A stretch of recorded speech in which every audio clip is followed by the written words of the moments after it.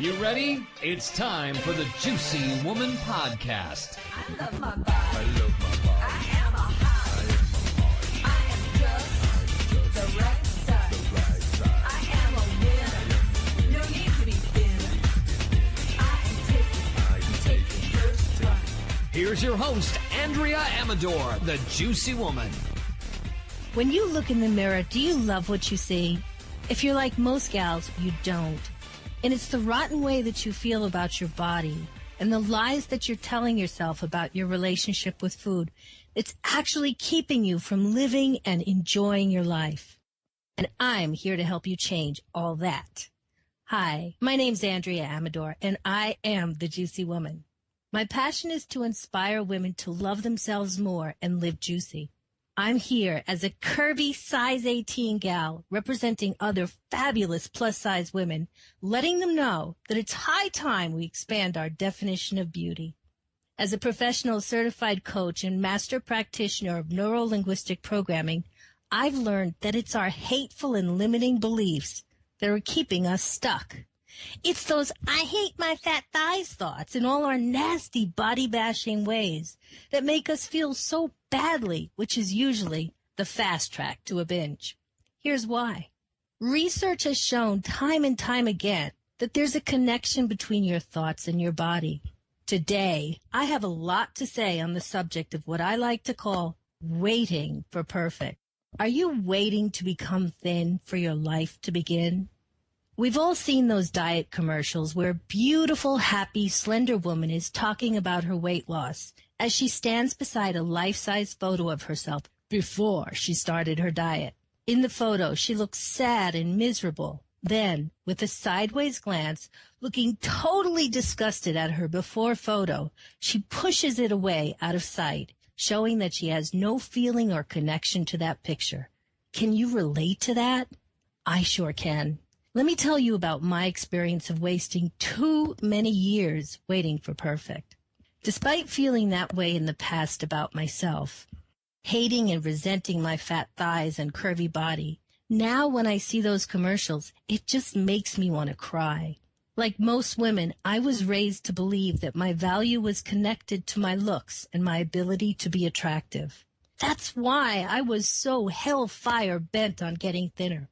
I'm 48 years old, and for years, from the time I was 11 until just about 6 years ago, I pinned all my hopes and dreams on the belief that losing weight would make me happy.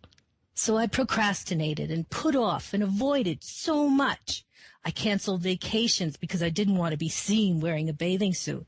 I avoided parties, weddings, dancing, social occasions because I thought I was too fat. I never had anything nice to wear because I refused to go shopping until I was down to my ideal weight. I kept on waiting and saying, oh, if only, if only. All those years, I wasted so much precious time thinking about what I weighed, how I looked, what size I was, how much I was eating, if I could eat, and when. All the things that had nothing to do with what was my real problem. A painfully low self-image. Did you know that being fat is just a symptom? It's not the real problem. For most of my adult life, I was completely fooled into thinking that I was miserable because I had fat thighs. I never considered the possibility that I had fat thighs because I was miserable. How about you? If you're struggling with being overweight and you're unhappy, do you know why? Well, I'll tell you one thing. Depriving yourself of foods you love won't help. It can only hurt you. Okay, listen up because here's proof. I'm going to tell you why. Diets don't work for most people. The sad truth you already know is that diets don't work. They'll almost never lead to sustained weight loss because they don't teach you how to deal with the emotions that make you want to eat when you're not hungry. Research has shown that 98% of dieters gain back the weight and more. There's no getting around it. It's a crapshoot, and the longer you remain on a diet, the more difficult it is to stick with it. So what's the answer? I want to teach you an alternative to dieting, a method that will give you mastery over food. The truth is, you can become thinner eating the foods you love. and I'll show you how. Let me tell you some of the things that I've learned in my 6 years of recovery from diet and food addiction. You might want to grab a pen and take some notes. Here they are. Number 1, it's not what you're eating, it's what's eating you. In her book, Losing Your Pounds of Pain, Breaking the Link Between Abuse, Stress, and Overeating, Dr. Doreen Virtue says, every extra pound you carry on your body equals a pound of emotional pain you're carrying in your heart. If you really think about it and picture the hurts from your past written all over your body in those lumps and bumps and bulges that you hate, it's so much more likely that you'll find your way to being a little more compassionate toward yourself. Number 2, food isn't what you really want.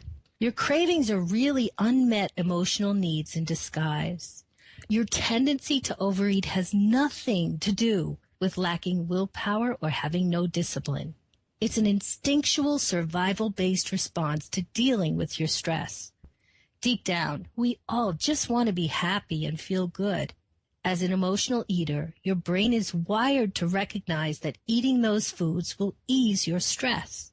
During those times when you overeat, forgive yourself, let it go, and move on, being willing to begin again and again and again. Number 3, it's a process. Unfortunately, there is no magic bullet or quick fix that will get you down to your ideal weight in a flash, short of sustained, torturous deprivation. And I know you don't want to go there anymore. Getting thinner is going to take time. In order to do it successfully, your body has to reorganize itself to think and feel differently about food. Just like riding a bike or dancing, you're going to have to fall many times before you get it right.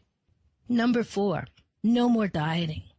As long as you continue to diet, you'll remain fearful of certain foods, thinking of them as fattening. Trying desperately to avoid them, you'll only want them more. Diets focus on depriving you, and that only feeds the compulsion to get more of what you don't think you can have. I recommend learning how to feel safe around real food and eating in response to your body's natural hunger. Eat the foods you crave, guilt-free to break out of diet prison. Legalize all foods. Number 5, be willing to dig deeper. In order to break the emotional food equals comfort link, you've got to become aware of when you're eating to soothe your emotions. Unless you deal with why your body has a need to unconsciously hold on to your weight, your voracious hunger and tendency to eat mindlessly will remain a problem. To get to the bottom of why you're eating, be curious, not critical. Really stop to consider what side benefit you're getting by being overweight. For me, as a woman who was sexually abused, being fat created a barrier of protection and made it possible for me to feel safely invisible and avoid all the attention that I didn't want from men. In terms of my relationship with my husband, because I felt so uncomfortable simply refusing and saying no to sex, I used food to set the boundaries for me. At one time, I had gotten into a habit of eating a pint of ice cream each night. By smiling sweetly and saying, "Not tonight, honey. I have a stomach ache." It was my way of distancing myself and feeling safe without having to risk rejection. And as a businesswoman, being overweight enabled me to create the illusion of being strong enough to deal with the big boys by throwing my weight around. Consider, there's more to your thighs than what meets your eyes. Number 6, put the emphasis on how you feel. To break the connection of eating for comfort, you need to reset your focus and become mindful of what emotions you're experiencing.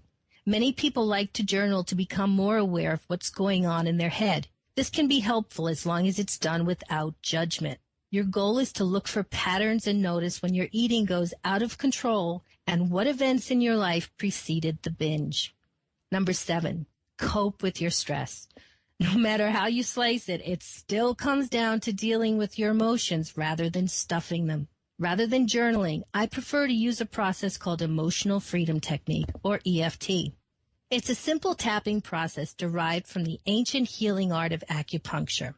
It works on the basis of breaking up the energy blocks in your body that are the cause of all your negative emotion that push you to eat when you're not hungry. The bottom line is that in our pluck and tuck, thin is in, beauty in a bottle culture, we've come to devalue the person in favor of the packaging. Please remember, you are so much more than just a number on the scale, and there is so much life to be lived between the spaces of where you are now and where you want to be. Please don't waste a moment of it waiting for perfect. The truth is, none of us are perfect. We all have our flaws, and to accept them means we have the power to rise above them.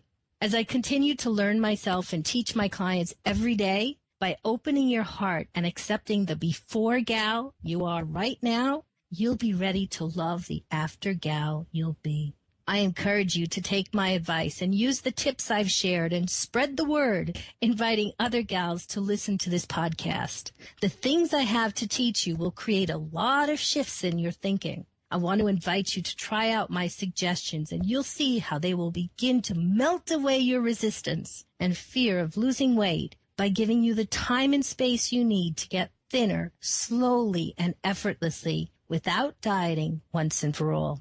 And if you enjoyed this podcast, I'd like to invite you to join me each Thursday evening on a live group coaching call with several other of my clients.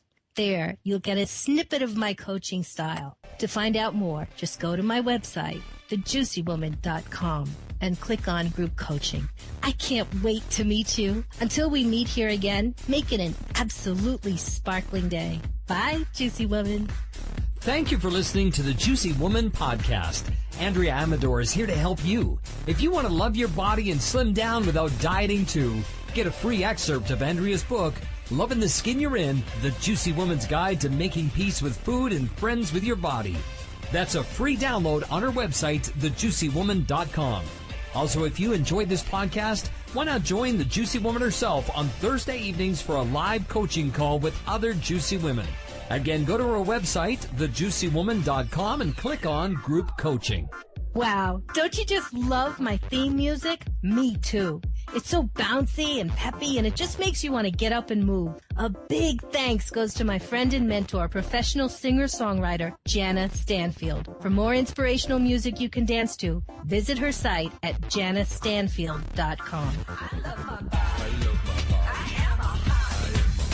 I am just the right size. I am a winner. No need to be thinner. I am taking first right. I can't wait to meet you. Until we meet here again, make it an absolutely sparkling day. Bye, Juicy Woman.